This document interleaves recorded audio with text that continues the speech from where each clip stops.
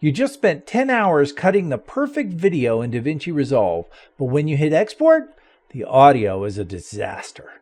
The lips are moving, but the sound is trailing behind like it's stuck in traffic. It's not your computer, and you're not crazy. It's a common export glitch, and I'm going to show the 2-click fix to snap your sync back into place forever.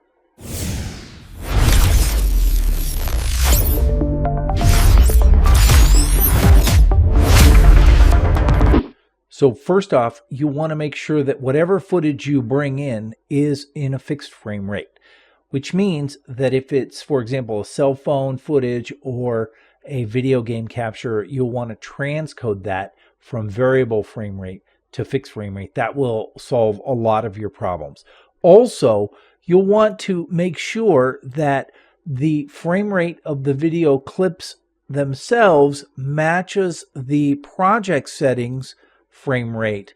In this case, I have 30 frames per second. Okay, so assuming that all of that is correct, what you're going to do is you're going to go over to the Deliver tab, and then before rendering this out, you will come down here to Frame Reordering, and you will check that off.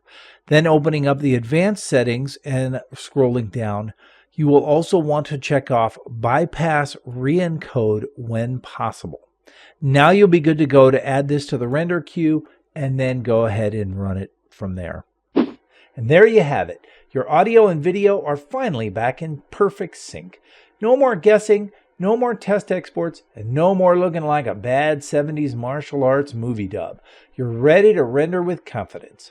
If this 2-click fix just saved your project and your sanity, then do me a favor and hit that like button so others can find this solution also. And if you want more DaVinci Resolve solutions that actually work, make sure to subscribe to the channel as well. I'm Jay Haynes, and this is the Hit Film Sensei YouTube channel. Now get back to creating, and I'll see you in the next one.